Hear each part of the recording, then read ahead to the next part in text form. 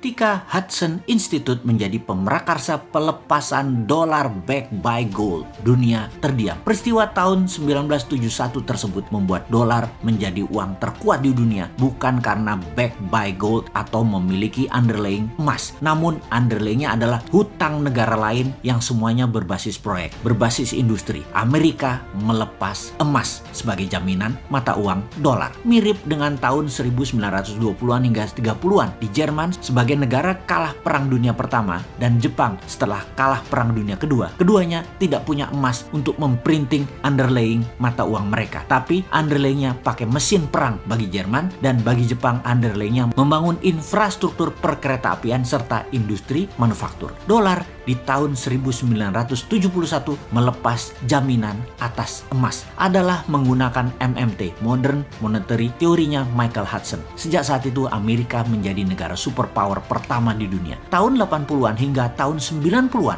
Michael Hudson adalah guru besar yang mengajar di kampus di Peking University, di mana hampir semua petinggi politbiro yang saat ini menjabat di Tiongkok adalah murid beliau. Setidaknya mereka semua memahami hal yang sama, yaitu MMT. Sehingga di tahun 1989 pertama kalinya Deng Xiaoping ambil posisi ekonomi dengan mendemokratisasi uang renminbi pakai proyek underlyingnya. MMT dipraktekkan di Tiongkok sejak saat itu. Kedua negara tersebut saat ini menjadi dua negara besar. Yang satu, Amerika, sudah menjadi negara superpower, bahkan dengan kekuatan teknologi, paten, dan free thinking country terbebas di dunia. Amerika belum terkalahkan. Sebagai murid Hudson tidak langsung, karena saya hanya mengikuti buku-bukunya dan belajar dari muridnya Hudson, salah satunya belajar dari Stephanie Kelton, maka sejak 6 tahun yang lalu si Sontoloyo ini menyatakan akan membuat negara Indonesia menjadi negara sejajar dengan dua negara besar tersebut, dan di tahun 2045 akan menjadi negara terkuat di dunia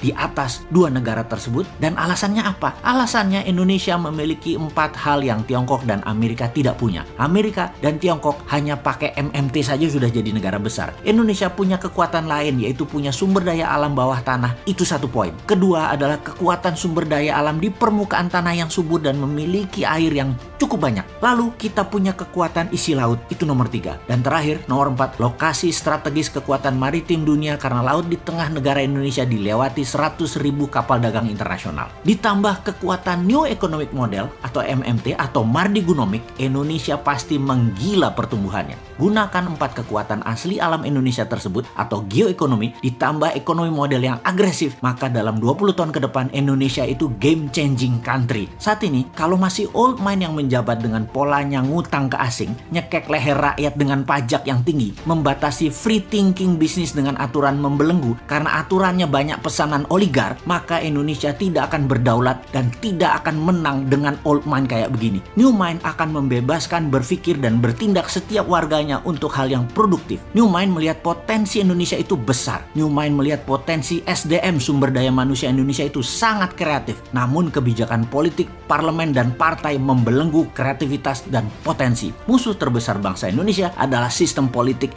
yang membatasi manusia berkompetisi berdasarkan prestasi dan potensi. Harusnya pilihan politik apapun yang diambil silahkan, tapi menjalankannya adalah mereka yang memiliki visi, potensi, dan kemampuan kelas dunia. Jangan sampai yang dekat dengan pejabat yang dipilih, tim pemenangan yang dipilih, yang memodali yang dipilih, buzzer yang dipilih, yang pinter nyenengin dirinya yang dipilih, yang melindungi dirinya dari pejabat agar selamanya berkuasa itu yang dipilih. Itu yang mendapat jabatan. Jangan itulah. Itu nggak ngurusi rakyat namanya, nggak ngurusi negara namanya. Makanya New Mind selalu bertanya, kok tahun 2024 lama bener ya?